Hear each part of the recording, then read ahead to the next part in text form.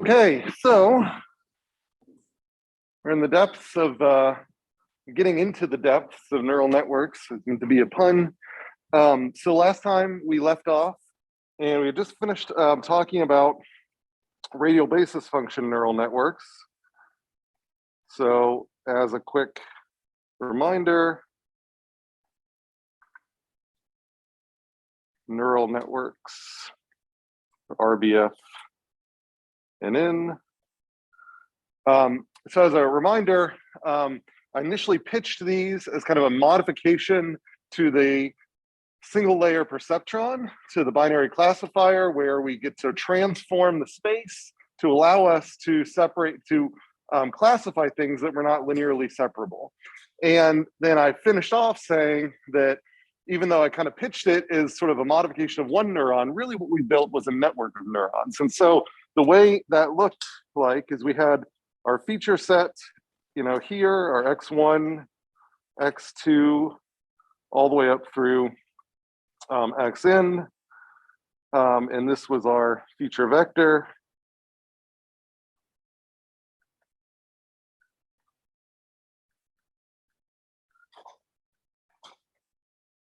X vector, and then each one of those things fed in to a potentially different number of receptive field units.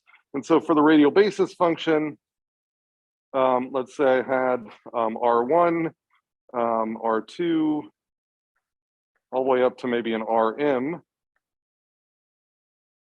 And each one of these receptive field units took as inputs the whole X vector. And so all of the inputs went to all of the field units. And so, I could say like X1 goes to all of them, X2 goes to all of them,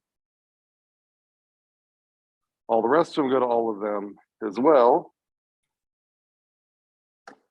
So we would say that these receptive field units are fully connected to all of the inputs. And then those receptive field units, so I can write these as receptive field units, and they are defined by a radial basis function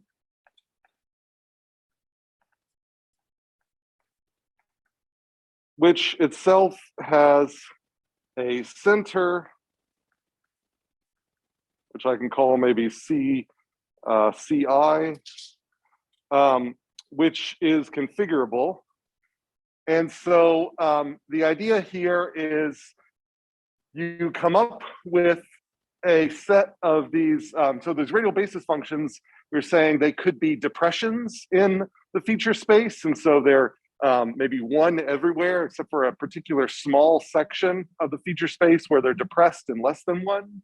Or they could be zero everywhere, except for a part of the feature space where they get raised up. So it's kind of like they're sort of a bell-shaped curve or a bell-shaped depression in the feature space is one way to kind of view it here. And that allows them to promote or demote certain regions of the feature space so that you can kind of, instead of being stuck with a line like you would be with a single neuron, it's like a single neuron basically says, I'm going to define a line, and everything above the line is in one class, everything below the line is another class, and we can kind of measure distance, toward that line. Well, instead of defining it that way, now I can actually say there are distinguished regions of the feature space that I can add together and say, these regions represent one class, these regions represent another class. And so if I want to do classification, this allows me to do much more powerful nonlinear classification and by creating these sort of units here. But I have to decide what these centers are going to be. And that could be done with an optimization meta-heuristic, for example, or it could be, and that would just be one of the parameters that you would be optimizing. Another option is you could use from machine learning, and we'll talk about how we use neural networks for clustering, but some clustering method where you look at all of your data and you say, does it tend to be that that things from a particular class tend to cluster in some area of the feature space? And if they do, you could use the center of that cluster as one of these radial basis function centers. And so you could choose these centers in some particular way. But then once you've got those centers and everything, then the last thing you do is for the output, you bring them together into a summing junction.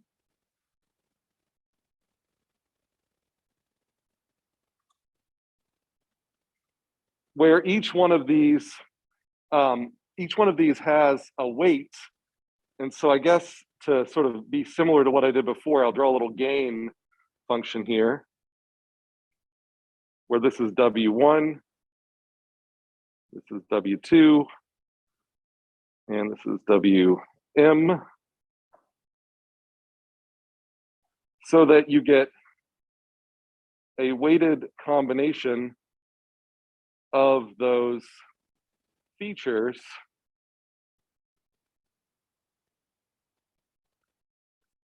so I'll call this thing here X bar, which is just the weighted combination of those features with, so this is the sum of Wi, Ri.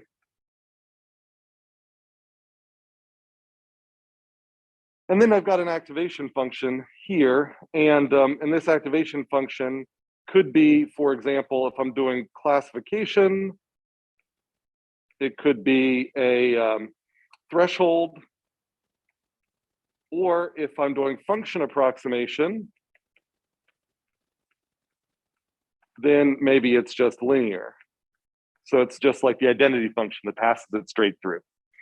And so saying this, actually, if you think about it here, these receptive field units really are themselves artificial neurons with a special activation function, which is the radial basis function. So these are really artificial neurons where all their weights are set equal to 1, but their activation function is chosen to be a radial basis function. So really, we've now networked a bunch of artificial neurons together.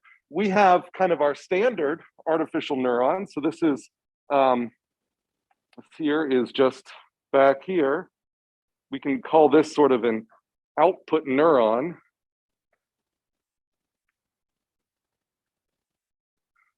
And then these here are just kind of these hidden neurons that, so we can think of these as M neurons, units, that just happen to have unity weights for all of their inputs.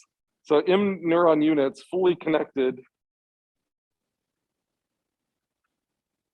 to the X vector with unity weight and radial basis function activation. And then these, of course, are just the inputs. So a radial basis function is our first example of a network of artificial neurons together, a neural network. And so that's why we call this structure a radial basis function neural network, is it has a so-called input layer. So we call this the input layer. And it has a hidden layer. So I'm going to see if I can just slightly nudge this up. So I'm not going to change any of the text. I'm just going to shift everything up a little bit.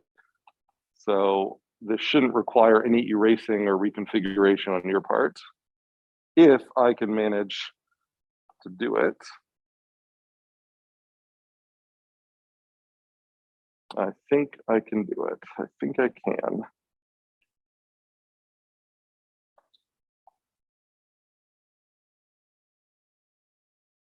All right, so then this here is what we might refer to as a hidden layer, also called latent variables.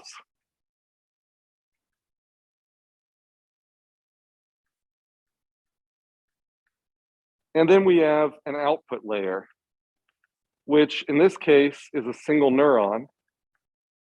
But if we were doing a classification task where we had more than 2 classes, then one way to do that would be to have multiple output neurons in parallel that don't talk to each other, but then weight these hidden neurons in different ways. So then that way, this like, if we put a threshold function here, then this would be a 1 or a 0 based on presence in one class. If we put another threshold function here, there'd be 1 or 0 due to the presence of another class. And you could have a so-called one-hot encoding where, let's say, at 10 classes, we could have 10 outputs where only one output was on at a time. And there's a bunch of other different ways you could do this here, but the idea here is you could have multiple classes or just multiple types of output. And it doesn't have to be classification. It also could be function approximation where they're all linear, but they're just weighted in different ways. And so if you want to predict, for example, you've got all of this past history data on a student, and you want to predict, are they going to graduate? What grades are they going to get? Are they going to go to med school? There's all these things you might want to predict. Well, it all comes from the same data, but you could have multiple output neurons doing different predictions. So this output neuron predicts what's the probability of them graduating. This one is what's the probability of them becoming a doctor, et cetera, et cetera. So we can have multiple inferences happening in that output layer. And this is the basic structure of most, especially these so-called feed-forward neural networks. An input layer, which is just the inputs, a hidden layer, which are these intermediate neurons, which we call latent variables because nobody sees their outputs. So our stakeholders who we give our predictions to, they don't know what's going on in here. They're just here so that we can collect them together to produce the true outputs. And so that's the output layer. And so when there's just one of these, this is called a single hidden layer neural network. When there is more than one, it's called a deep neural network. So a deep neural network is just a neural network with more than one hidden layer. Okay. So questions about this abstract. And again, this is all an abstraction. I see a question in the chat. This is all an abstraction. Like we call the inputs an input layer, but they're not, there's no neurons there. We just model it when we draw it out as like a layer of inputs that is upstream of these hidden units in the middle.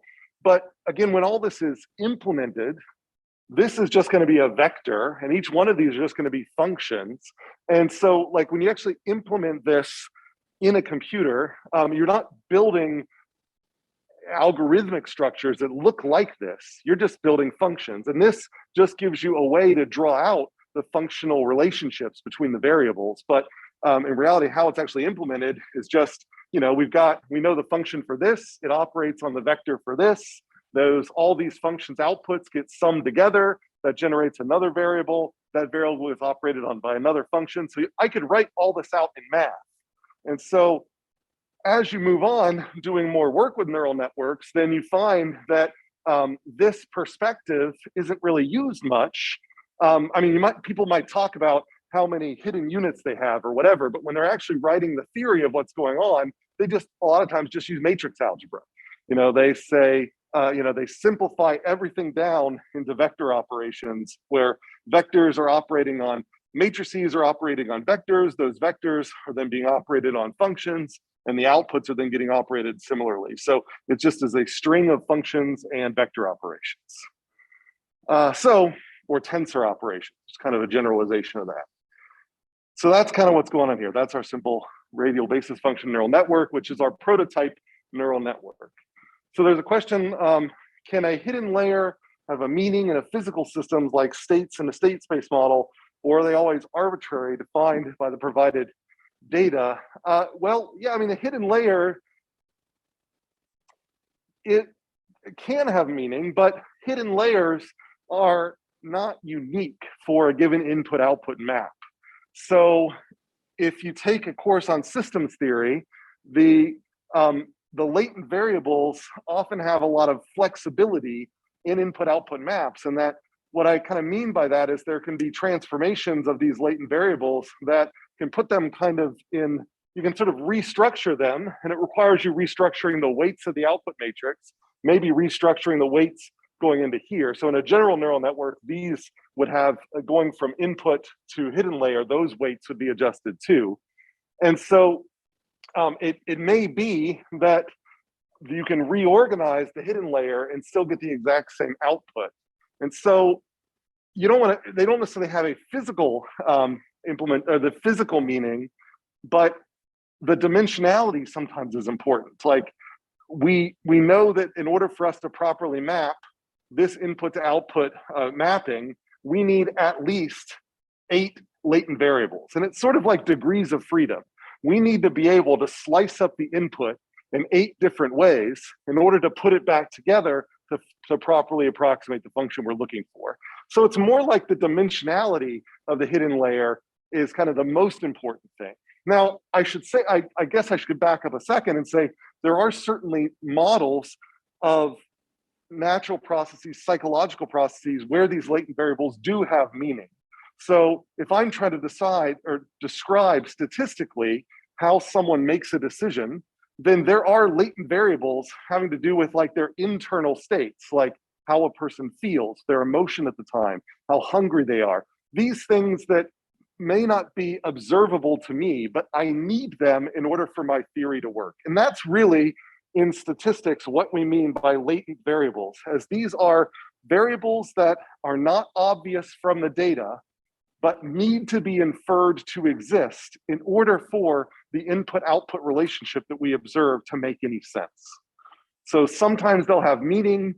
In general, though, if you have one latent variable description, there is some isomorphism to a different latent variable description that will give you the same input-output mapping, but maybe a more mathematically convenient way to write the latent variables.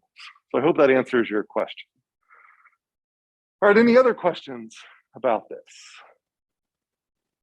Or kind of intro to a simple neural network?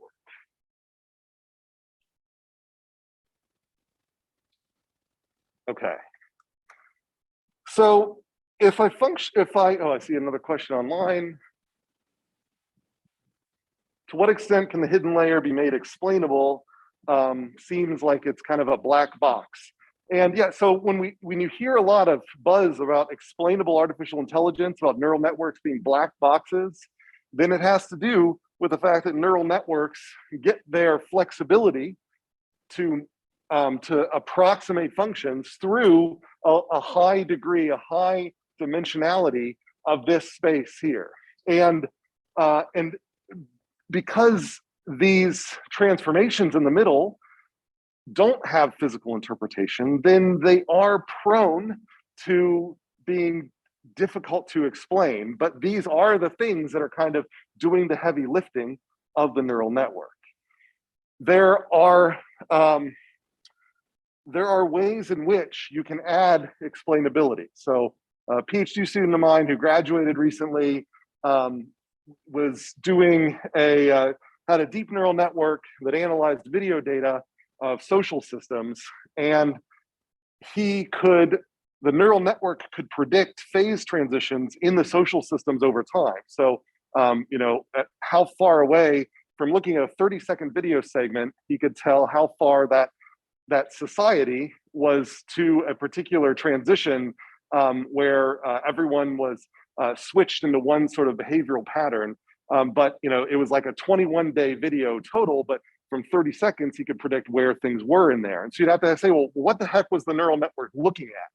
So he built one neural network that predicted, what probability, what was this from a 30-second video segment, where was kind of the likely position in the 21-day period that the average time it takes for this social transition to happen.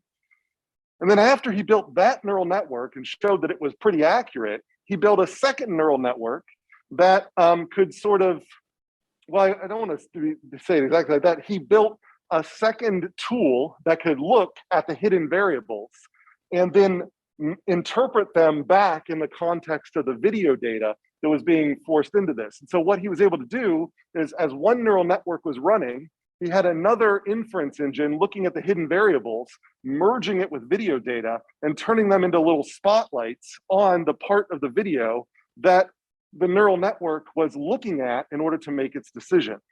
And so this second tool what allowed for someone to say, oh, look, it looks like these behaviors that it's highlighted are the important predictors of this transition. So it allowed them to sort of spotlight that. So, but my point is that these systems themselves become so complex that we have to actually build tools to analyze these systems if we want them to be explainable.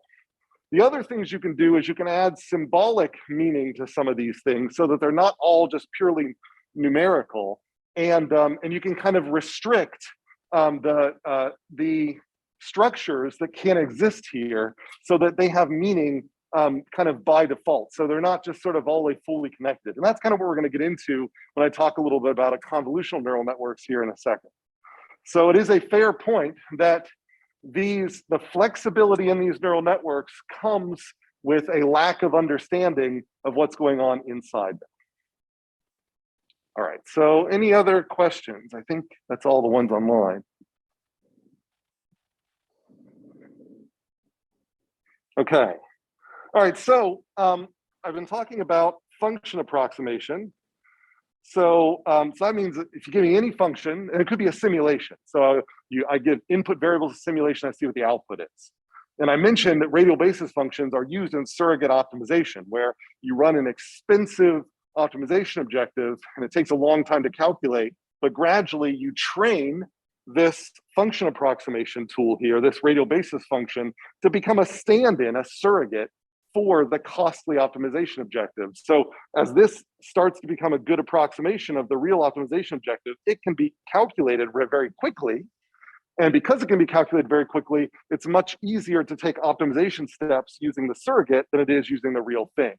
So function approximation is an important, it's sort of, you know, if you get rid of the activation function, that's really what everything's doing up until the very end of a neural network, is it's approximating a function. And then at the end of the approximation, you might threshold it or whatever to get some classes out or class membership out.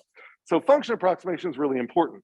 So then the question was, what sorts of functions can neural networks approximate? Are they limited? Are they constrained? Are there certain functions that are out of reach? And there have been a number of so-called universal approximation theorems.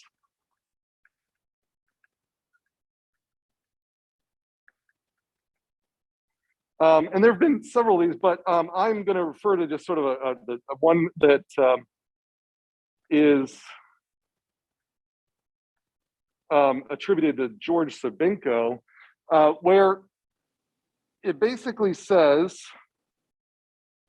for all kind of well-behaved functions, so there are pathological functions it doesn't apply to, but pretty much any function we worry about as computer scientists or engineers, then a neural network, so I guess I could say virtually any function can be approximated by a neural network with a single hidden layer of sufficient width, so long as activation functions are non-polynomial.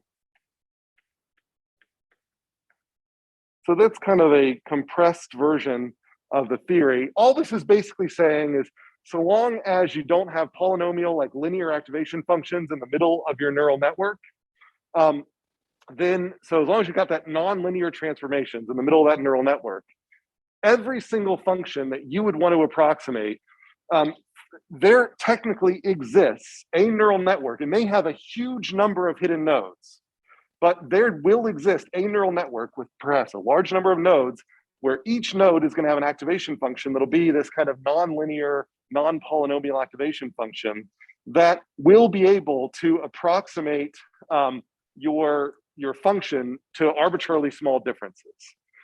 So if you could have sort of an infinitely wide hidden layer, you could approximate anything. So this is the so-called Universal Approximation Theorem, or UAT. And so this shows us that neural networks have a lot of flexibility, a lot of power. But the problem with single hidden layers like this one here is, like I said, this could need to be very wide, and the functions that you might need to load into here, like these radial basis functions, are kind of complex and hard to optimize. Like you have to choose these centers, and if you have a bunch of these, then you got to choose a bunch of centers. So the Universal Approximation Theorem doesn't help us find that network. It just says that that network exists. So there have since been additional universal approximation theorems that have focused on neural networks that have finite width hidden layers, but multiple hidden layers. And it turns out that although you may not get quite as much flexibility out of having multiple hidden layers of finite width, you get a whole lot of flexibility. And so generally, we prefer deeper hidden, I don't say we prefer, but there has been a preference for deep neural networks with layers that maybe are, I mean, they're still large, like there might be 256 units or 1,000 units. Like there still be a lot of units, but we're not necessarily just trying to make a single layer wider and wider and wider. We're now creating ones that are deeper. And so we have multiple hidden layers. And this can actually make the training process easier, and sometimes maybe adds to the interpretability. So the universal approximation theory basically is saying a single layer is enough. So a single layer is enough, but no guidance on how to find it and how to build it, and no idea how large it needs to be. So instead, consider deep networks. And deep networks is when we have greater than one hidden layer.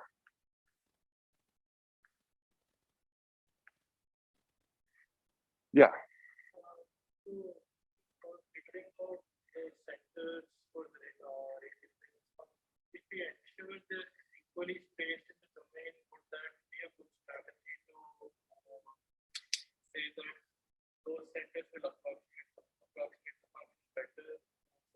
Well, so there's a question of, at least for the case of radial basis function neural networks, could one strategy be just kind of pepper the space with pepper the feature space with equally spaced centers, kind of like a grid of centers with a kernel function sitting on top of them. And that is certainly one approach, but what you'd find is that you're probably going to need far more, you're going to use far more hidden nodes than you probably need, because most classification problems are what we say sparser. So you don't actually need access to the whole space, and so if most of those won't be used, and so you end up having managing a lot more of those, and then you still have to make choices on, well, how close do they need to be, how many of them, etc. So that's the reason why a lot of times when people do this radial basis function, because they're looking for smaller numbers of units, they say, all right, given I only want 5 units, where's the best 5 centers I could place? And I'll place those there, and then I'll optimize the weights after I do that. Yeah. Any other questions about any of this before we move forward?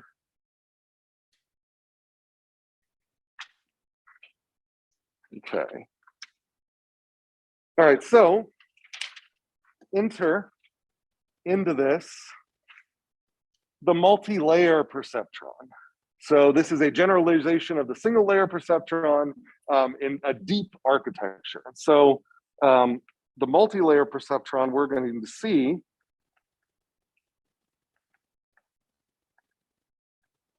will end up giving us a lot of the same power for approximation as the radial basis function neural network, but it has much more control over actually ensuring that our optimization algorithms are going to converge on a good network.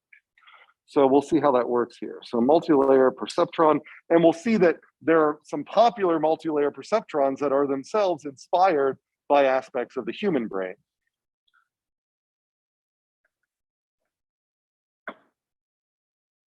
So this is otherwise known as an MLP. All right, so in a multi-layer perceptron, it's just going to be your input layer.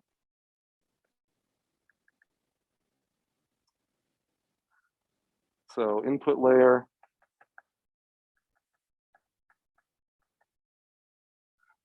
And then from there, we're going to connect it to a series of hidden artificial neurons, just your standard conventional ANN units or artificial neuron units. So these might use, you have control over their activation functions, but they're going to stick to some of the simple ones that I talked about before. Rectified linear units, linear activation functions. They're going to have sigmoidal activation functions, tan-H activation functions. So kind of the standard sort of switching-like or gain-like activation functions. And so we have everybody's connected to the first layer here. And then we've got additional hidden layers, which look exactly like the first hidden layer, Gesundheit, but they take inputs from the previous layer. There can be, I'll put, these layers do not have to have the same number of nodes. So we could have an n-dimensional input layer, n-dimensional input. We could then have, some m-dimensional layer 1, some, o-dimensional layer 2, some p-dimensional layer 3, and so on. And then the output dimension might, be just 1 or 2. So depending on what type of output we're having here. So each one of these layers can have different dimensions, and they're connected to each other. So there's, all sorts of connections that I'm just kind of like, summarizing this way. And in general, we view them, maybe I'll draw an output layer over here.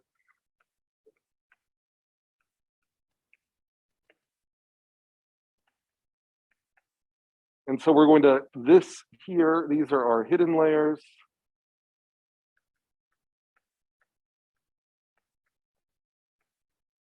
And just as a reminder, it's deep if more than one. And this is our output layer.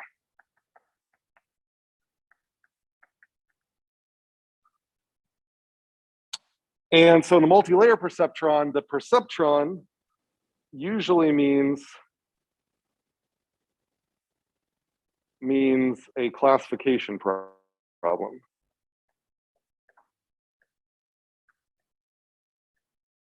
That said, generally when people use these feed-forward networks, a lot of times the term multi-layer perceptron just ends up becoming a synonym for a feed-forward neural network. So that's the other thing I guess I should say about these. This is a forward architecture. And all that I mean by that is that information flow goes from left to right. There is no, in theory, some of these latent variables could connect back to previous, to other nodes or to themselves. There could be recurrent connections, but in this case, it's all downstream. So it's just an input comes in, it gets processed by functions, they get processed by functions, get processed by functions, they get processed by output functions that produce outputs. So it is a feed-forward neural network. And so sometimes people use an MLP as just kind of a synonym for feed-forward neural network. But initially, MLP was a feed-forward neural network used for classification. And it is deep, and it has more than one layer. Why do they care about calling it deep? Well, again, because the Universal Approximation Theorems suggested that you don't need more than one layer.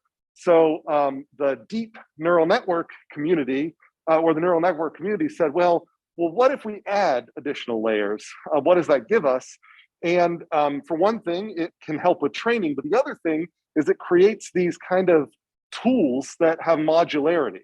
So you can actually build input processing neural networks that then get, that you bolt on additional neural networks later. So you end up getting an interpretation where you get kind of a filtering and an input processing early, and then actually like the computation going on later, and then the output. And so, you know, there are whole papers written, and we'll talk about this, about people just sort of giving you the input layers, sort of saying, you know, you've got a video and you have no idea what the features should be. We're going to extract features for you, and those features are going to work for any video you're going to want to work on. And so we will build the feature extraction neural network and train it for you in a bunch of videos. You can take that, pull it directly into your application. You can retrain it a little bit, tune the weights if you want, or you can leave it exactly as it is, and then treat the outputs of our neural network as the inputs to your neural network. And so that's what deep neural networks give you, is this ability to bolt on neural networks so that you can get these like Lego bricks that can be plugged in together. All right, so that's our generic MLP. And if you've, and remember these are, these here in the middle, these are our latent variables in the hidden layers.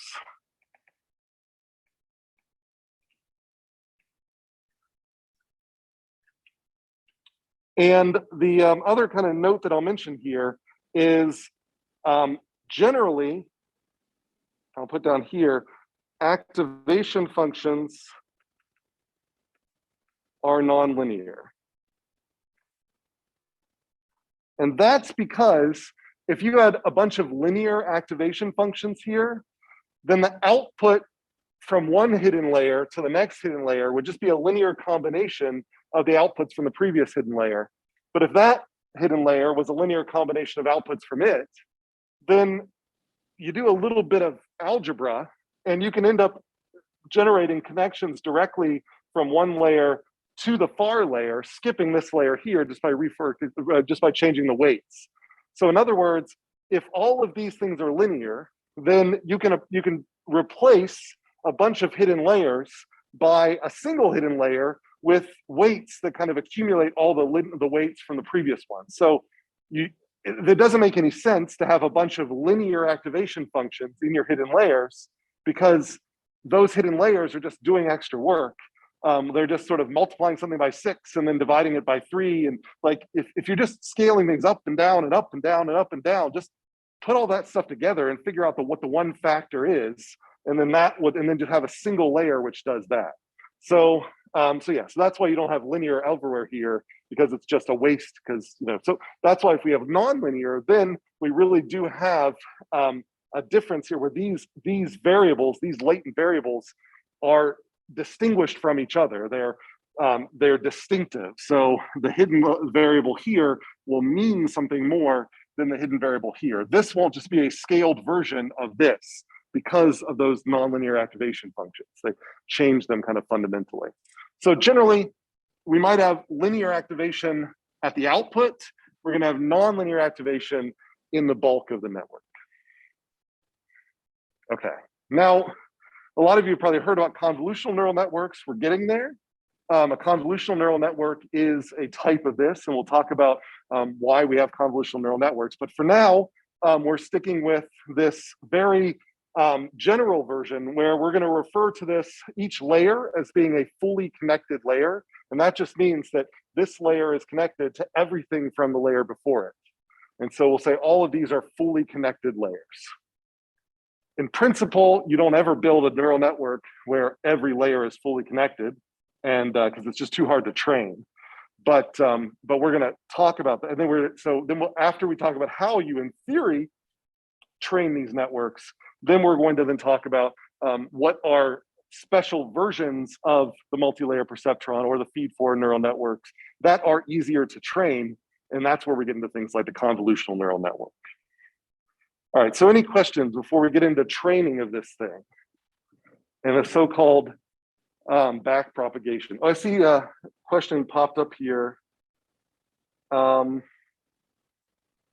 right, so there's some things that are a little bit out of scope that I don't really want to get into here. Somebody asked about the trade-off between bias and variance, and that's just kind of a general machine learning type question or stats question that will apply just as well here to other things.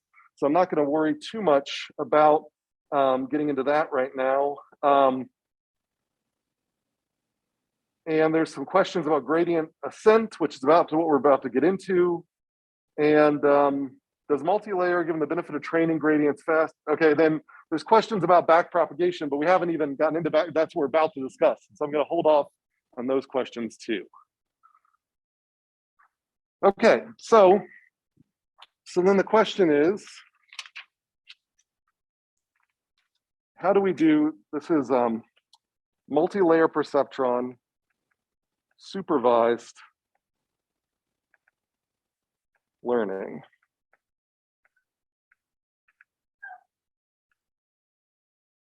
So supervised learning means we have ground truth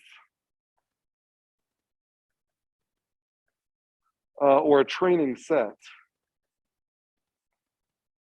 where we know desired outputs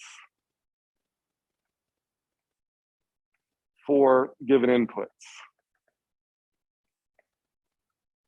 So for now, we're talking about supervised learning, where it's kind of like in the car example. I have a bunch of features, and I know each one of those features correspond to an American car and an import. And so I just load a bunch of those things in. Here are all of the American cars I know so far, all of the imports I know so far.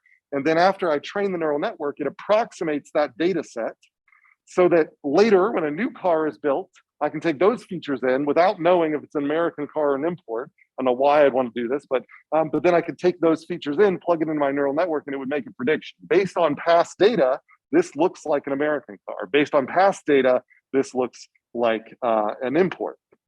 And so that's what I mean by supervised learning. It's supervised in that I give you the inputs and outputs, and I'm effectively rewarding you by getting it right. And so we need to see, how do we do this, this process? And this is done with a fancy name called backpropagation, which I kind of hate. So some computer scientist somewhere realized that they could use a gradient climbing algorithm or a gradient descent algorithm to optimize a neural network, and realized it might be hard to do that. So they applied the chain rule a couple of times and figured out that that you could actually optimize all the weights in a neural network with just using their gradients. And it happens to have sort of a pattern where you evaluate things moving backwards through the weights first, and then moving back forwards through the neural network to calculate the next value, and doing that back and forth. And the math behind this is easy. Well, it may seem like a lot of math at first, but it's basically high school level math. It's nothing that complicated. It's named because of sort of the algorithmic process of unrolling these gradients and evaluating this function. So it gets this fancy name called backpropagation. But whenever someone says backpropagation, what they're really just saying is you're applying a gradient descent algorithm to minimize a loss function on these neural networks. So it's just a fancy name for using gradients. And so let's see what we mean by that. So like I said, for every input,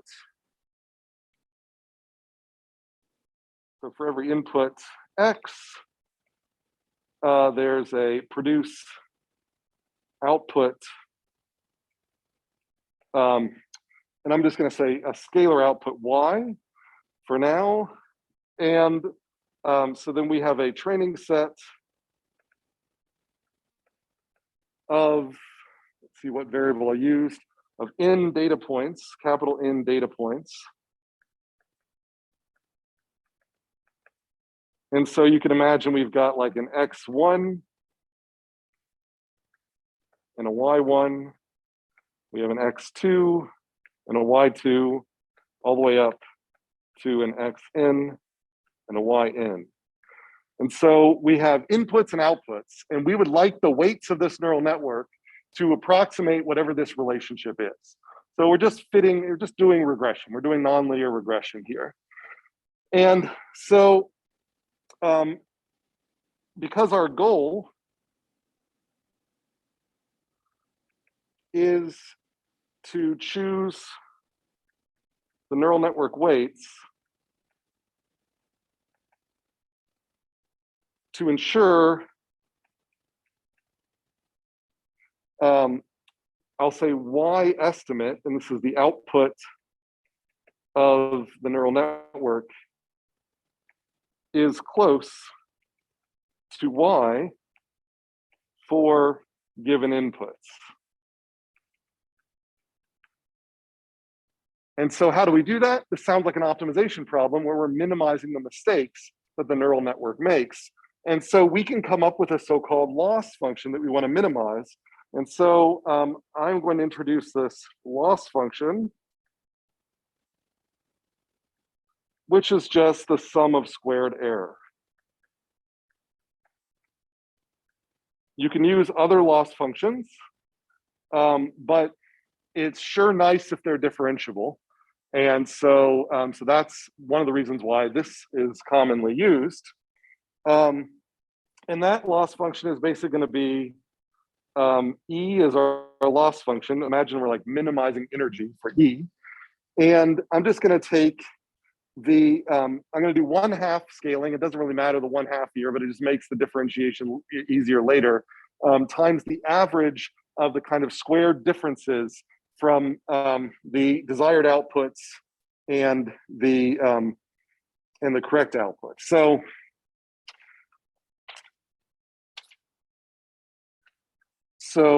I will say this E is equal to 1/2n times the sum. And this will go, I think I used I used D for data from 1 to n. And this is going to be my estimate for the given input, for input D, I run it through the neural network and I get an output Y hat. And I'm going to compare that to the desired output Y for that input D. And I'm going to take that thing and square it. And this is, remember, there's n data points. And so if it's an excellent neural network, then all of these will be 0. The loss function will be 0. If it's a terrible neural network, then there'll be huge distances here and that loss function will be very high. So I want to choose my weights to make this as small as possible. So already you can imagine, like, we've learned a ton of optimization meta-heuristics that you could apply to this problem. So you could take a genetic algorithm and you could say, I want to minimize E. And I am just going to use all the weights for my neural network as my genome. And I am going to then iterate over a bunch of weights and try to minimize this thing. Or I could use particle swarm optimization, the same sort of thing. And that would be fine. I've mentioned that genetic algorithms without some massaging sometimes don't do so well with just optimizing these weights, whereas maybe particle swarm optimization does a little bit better. But when you look at this, because this loss function looks so simple, it kind of gives you the suggestion that maybe I actually can use gradient information to guide my search. So particle swarm optimization, genetic algorithms, they kind of take random steps, trial and error, and see how well they're doing. But this maybe suggests that I might actually be able to figure out if I'm standing, if there's an uphill or a downhill nearby for the given weights. And so that way maybe it tells me what my next weights should be based on the kind of gradient at the current weights. So that was kind of the inspiration here. So the thought was, well, how would you do a gradient? So we haven't talked specifically about gradient descent, so I'll just mention that here briefly. So gradient descent, this is, and there are stochastic versions of this which add noise, but it's basically if your gradient is available, then you can have an optimization variable or vector here. So these are all of our collection of weights. So this is collection of weights.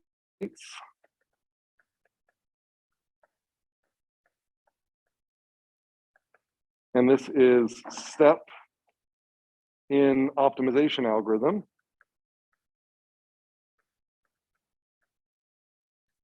And it's just equal to the previous weights plus, I'll do minus, since we're doing descent, minus some alpha, which I'm going to refer to as a learning rate. In other disciplines, it's called a step size, times the gradient with respect to all of these vector, this whole vector of the loss function E. And so this here is a vector gradient. So if you're not familiar, all this means here is that I am going to take, you can think of this here as a vector where I'm going to take the partial derivative of the loss function with respect to the first weight in my waist vector, the partial derivative with respect to the second weight, all the way down to the partial derivative with respect to whatever number of weights that I have. So I'll call this, I don't know, G. So, so basically, I've got slopes for every weight. So I can say, like, for this weight, I'm sitting here and I'm sitting on an uphill slope. And so if I were to get larger in this weight, I am going to tend to increase the loss function. If this is negative, then that would mean if I get larger, I'm going to tend to decrease the loss function. So each one of these things gives you an idea of the step direction that is most likely to increase or decrease the loss function. And so I can put all of those into this collection, this gradient here, and I can scale them because these are all directional information. That's why this is sometimes called a step size or a learning rate. If this step size is large, then we're going over huge regions of the weight space at once. If it's small, then we're taking very small steps and we're being kind of conservative. And so this is the way I can adjust these things. And so if the loss function is relatively well behaved with respect to my weights, then this should allow me to converge on at least a local optimum for the neural network problem. Yeah. I know for general gradient descent, but I'm not sure for this application of learning rate. They have like no step size can vary. Sure. Their duration, does that be applied to this? You can. So there's a question about can the step size be adaptive? Can it be changing over time? And yeah, sure. So this is the sort of the salient features of gradient descent are here. This is like the canonical gradient descent. In more sophisticated gradient descents, you have adaptive step sizes where sometimes they're large, sometimes they're small. You might also introduce noise. So you tend to be stepping in the direction of the gradient, like sort of the steepest descent, but you actually perturb that a little bit, and that gives you a little bit of exploration. There's a bunch of other things that can be applied to here, but they're all built on top of this structure. All right, so any other questions about gradient descent? We're gonna apply this to our neural network weights under the assumption of that we actually can get a loss gradient for every weight in the network easily. And that's really the question, is that if you think about this giant neural network in the hidden layers, the contribution of a weight in some hidden layer in the middle of that network seems like it's really far removed from the loss function. It's going to involve all the other choices we make of weights along the way. And so it seems like it might be kind of ugly to say, to just know, like if I just look at this loss function here, to say, how is this sum going to depend upon some weight in the middle of the network? That looks kind of crazy. Like, can I really calculate that? And it turns out that due to the structure of this feed-forward network, it is actually pretty easy to calculate that. And that's what we're going to get to here in a second. So questions on the general idea here. We've got the loss function gradients with respect to all of the neural network weights. We're going to use a simple algorithm to iterate onto those weights until we converge upon weights that hopefully are effectively train our network to approximate this input-output relationship. That's the way we're solving this. Okay. All right, so that's our question of is, how, maybe I'll put it down here. The question now is how to calculate the partial derivative of a loss function with respect to some weight, which I'll use the notation this, where here I'm saying this is weight on output I in k-1 layer to node j in k layer. Yeah. So for this whole process, since all we can do is like trying to map input output, would you say this is some sort of like advanced like regression? Right, that's what I was saying. Yeah, this is just neural networks are effectively a very high dimensional nonlinear regression. All right, so this is our question. How the heck do we calculate this? And these are the kind of the notation I'm going to be using here. And I can sort of, I'll write that out a little bit more cleanly here. Now, one thing that I'm going to, for now, even though this is for, I said this is for D data points. So I said we've got all of these data points here. Well, if you look at the loss function, it's just the sum of errors contributed by each data point. And so the gradient the gradient is going to just be the sum of gradients kind of across this. I guess if I just write it out.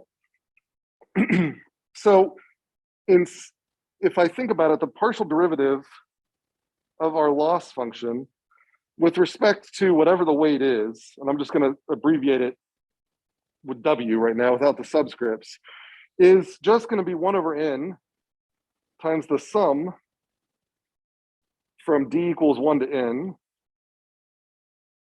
of the partial derivative of what I'll call ED, which I'll draw here in a second, with respect to that weight, where ED I'm just defining as the difference y d hat minus yd. And so really what we're saying here is, yeah, I think that's what I want, yeah. So really what we're saying here is that the partial derivative, the derivative with respect to the weight, is going to end up being the average of the, so the partial derivative of the total loss function is just going to be average of the partial derivative of the loss functions evaluated for each individual data point. So it's like the first data point contributes a gradient, the second data point contributes a gradient, the third data point contributes a gradient, and so on. And so because it's just this simple sum here, then really the question is, how do I do this per data point? And then I can sum these all up together. So I am going to imagine the process where I only have one training point. I'm really just trying to say, find the weights. I have one input vector and one output. And I'm saying, what are the best weights? How do I calculate the gradient so that I can find the best match for this one data point and this one output? And if we do that for all of our data points and all of our outputs, we can add up all of those gradients together, and that will give us the gradient across for the total function. And that's actually what we use in our gradient descent. So we're just going to focus on So we focus on a single data point for the following, and then sum later, and then sum or average to get total gradient. So with that, we're just basically imagining that we have an input, which is our X bar, and an output that is Y. So one data point. So find partial E, partial W, and then remember this is K, I, J for this case.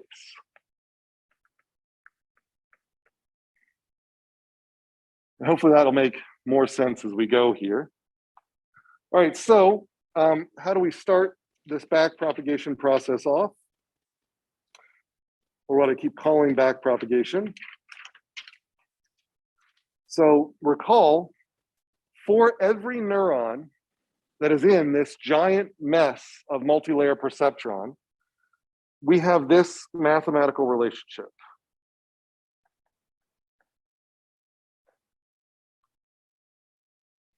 And you know, I'd feel bad if some of you have already seen all of this before. So I've got my output of the neuron, yjk. So this is, and I'll write this out. This is layer k.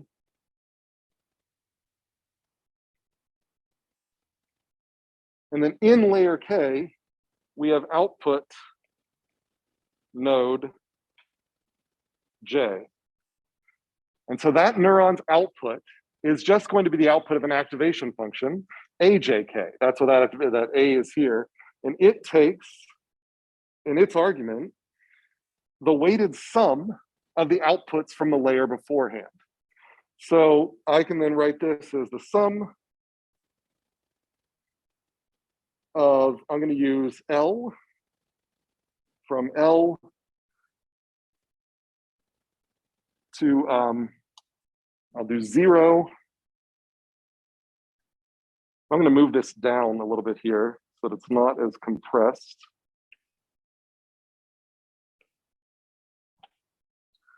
And I'm going to have this go up to R to the K minus 1, where this R is going to be the outputs, I'll say number outputs in layer K minus 1. So I look over all the outputs in that K minus 1, and each one of them is going to have a weight associated with them, weight Lj in layer K. And that will be multiplied by the actual output from that previous layer in that layer K minus 1. And so I'll just write this out. This is weight applied to output L from layer K minus 1.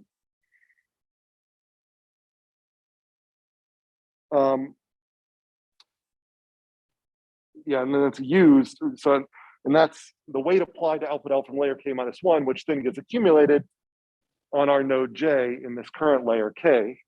And then this O is the actual output from layer K minus 1 node L. All right, so it's a lot of variables, a lot of subscripts, a lot of superscripts, but it is just this is trying to capture every single neuron in the entire feed forward network. So you can also view this yjk, if you prefer, as ojk. I just made it y because we called the output of the whole network Y, and we're going to start with Y. But we can also call it O is fine as well. All right, so any questions about this so far? Is this pretty clear that this is the output, or this is a description of all the neurons that we've got?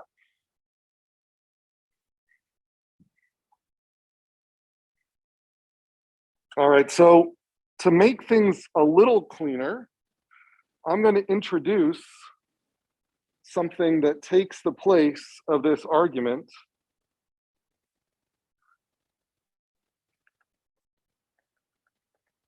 And I'm going to say let x jk be defined as, well, triangle equals, defined as that sum.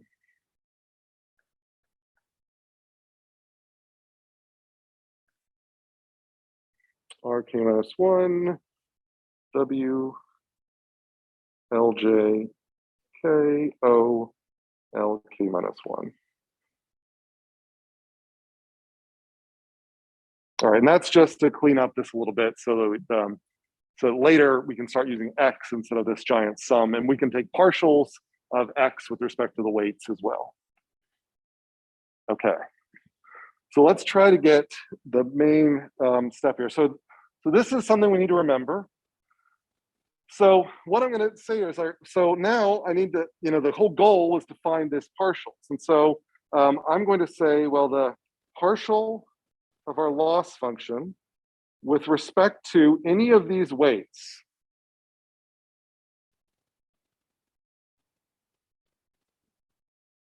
well, we can apply the chain rule. And so we're going to break this up a little bit. We're going to say, well, that's just the partial of the loss function with respect to this, the variable stand-in for the activation function times the partial for the activation function times that x, or of that x that I just introduced. And then that finally is going to be that x times the partial with respect to our weight. And that's just the chain rule.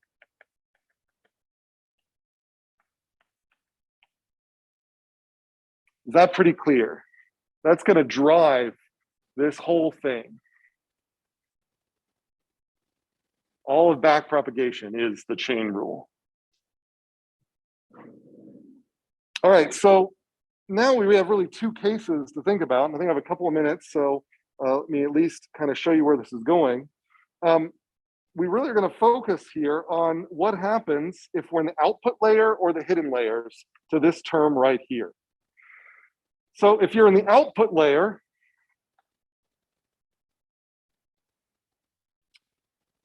I'll do this maybe. So if you're an output layer, so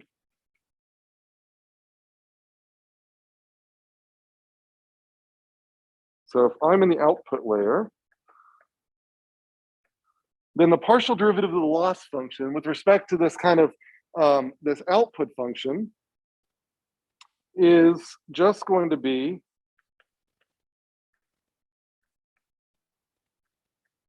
equal to the error. So it's going to be equal to the output at the output layer minus the desired output. So this is basically just the error. Otherwise, if you're in a hidden layer,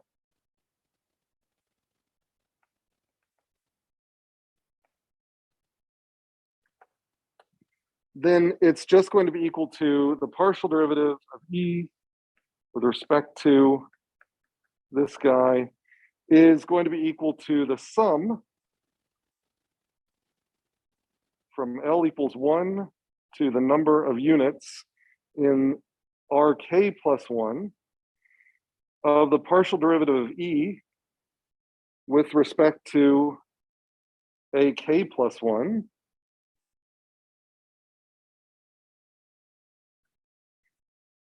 times the partial derivative of a k plus 1L to the actual AJ that we care about. And this is just the total derivative. And this thing here is just the weight JL k plus 1.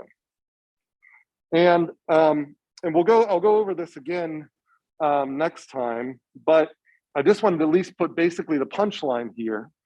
And then again, we'll go over this in a little more slowly before. What this basically says is that I can take the error function in, and with the error for my particular point, I can calculate this thing, and these will end up being calculable as well. And that will allow me to calculate gradients in the output layer. And then those gradients will actually then be passed down to the layers before them. So what this is saying here is the gradients at earlier layers are functions of gradients at later layers. So I have the ability to set the gradient at the output layer and then pass the gradients down to the earlier layers. And that's what's happening here. So this is a later layer, this is a downstream layer, this is an upstream layer, and I'm passing the gradients from the downstream layer to the upstream layer. And so there, I can in one pass go backwards through the whole multi-layer perceptron and calculate the gradients across the whole network, and then go forward and calculate the outputs to calculate a new error, and then do that back and forth and back and forth. And that's backpropagation. So I just summarized that a little faster than I wanted to. So we will do this again. We'll see this again on Tuesday. I think this weekend there's some things due. I made some extensions. Take a look at the Canvas announcements for those extensions. I don't want to misquote myself. Don't forget about the muddiest point. But we'll, if this seems a little confusing, I'll pick up right here like next time with and sort of, you know, point out exactly what all these things are so that this all makes sense to everybody. So that's all I got for you today. Have a nice weekend. Happy to take questions after class here.